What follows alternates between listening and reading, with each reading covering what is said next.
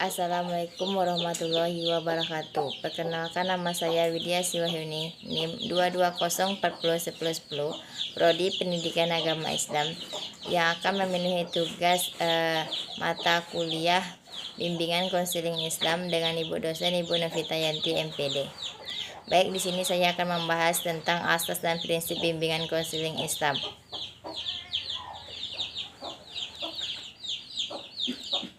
Bimbingan konseling Islam adalah proses bantuan yang dilakukan secara sistematis dan profesional dengan memanfaatkan pendekatan teori dan teknik konseling yang dilandasi oleh ajaran Islam dalam rangka membantu individu mengembangkan potensinya, memahami dirinya, serta menjelaskan masalahnya dengan cara yang diridai Allah. Tujuan utama bimbingan konseling Islam adalah untuk membimbing individu agar hidup secara islami, yaitu menyeimbangkan kebutuhan jasmani dan rohani, duniawi dan ukhrawi, serta membentuk kepribadian yang saleh. Asas bimbingan konseling Islam. Asas merupakan landasan dasar yang bersifat fundamental dalam bimbingan konseling Islam. Asas-asas ini lahir dari nilai-nilai keislaman yang bersumber pada Allah, Al-Quran, hadis, serta prinsip-prinsip kepribadian Islam. Berikut adalah asas-asas utama dalam bimbingan konseling Islam. 1. Asas tauhid. Tauhid adalah asas paling utama dan mendasarkan dalam bimbingan konseling Islam. Semua aktivitas dalam konseling dilandasi oleh keyakinan bahwa Allah adalah satu-satunya Tuhan dan semua makhluknya termasuk manusia dan adalah ciptaannya. Azas amar ma'ruf nahi munkar. Bimbingan konseling Islam bertujuan untuk mengajak pada kebaikan dan mencegah kemungkaran.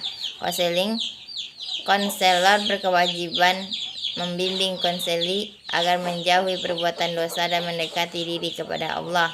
Azas tanggung jawab. Setiap individu dipandang sebagai makhluk yang memiliki amanah, yaitu tanggung jawab atas perbuatannya sendiri. Dalam konseling Islam, konseli didorong untuk menyadari tanggung jawab tersebut dan memperbaiki dirinya secara sadar. Asas insaniyah atau kemanusiaan. Bimbingan konseling Islam mengakui bahwa setiap manusia diciptakan oleh Allah dengan potensi dan kehormatan. Oleh karena itu, konselor harus memperlakukan konseling dengan penuh penghargaan, kasih sayang, dan keadilan. Azas ihsan. Dalam Islam, setiap amal harus dilandasi dengan semangat ihsan, yaitu melakukan sesuatu sebaik mungkin dengan kesadaran bahwa Allah selalu menguasai. Konselor menjalankan tugasnya secara profesional dengan niat ibadah serta mengarahkan konseli pada amal saleh. Azas kasih sayang. Salah satu sifat Allah yang paling utama adalah Ar-Rahman dan Ar-Rahim. Dalam praktiknya, konselor dituntut untuk meniru sifat ini dengan menunjukkan kasih sayang, empati, dan kelembutan pada konseli.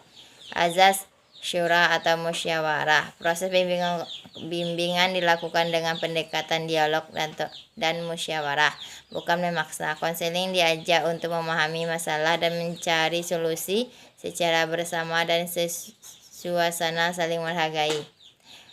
Azas tarkiyah atau pencucian diri.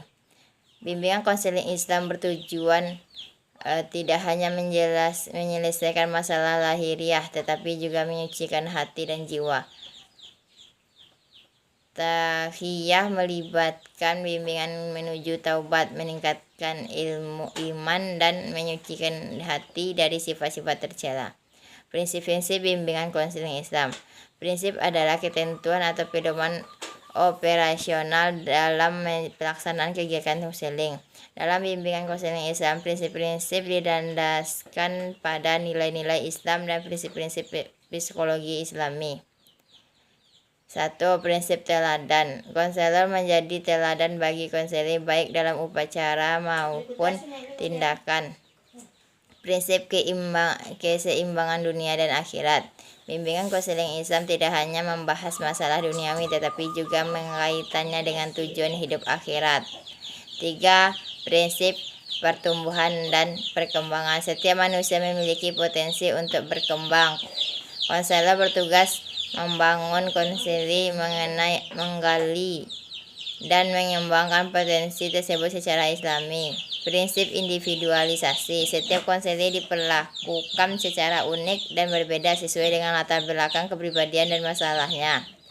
Prinsip kebebasan bertanggung jawab, yaitu konselor diberikan kebebasan untuk memilih jalan hidupnya, tetapi dibarengi dengan kesadaran dan tanggung jawab moral dan spiritual di hadapan Allah.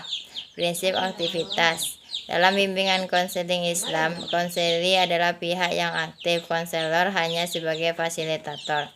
Prinsip kerahasiaan, yaitu segala bentuk informasi yang disampaikan konseli harus dijaga kerahasiaannya.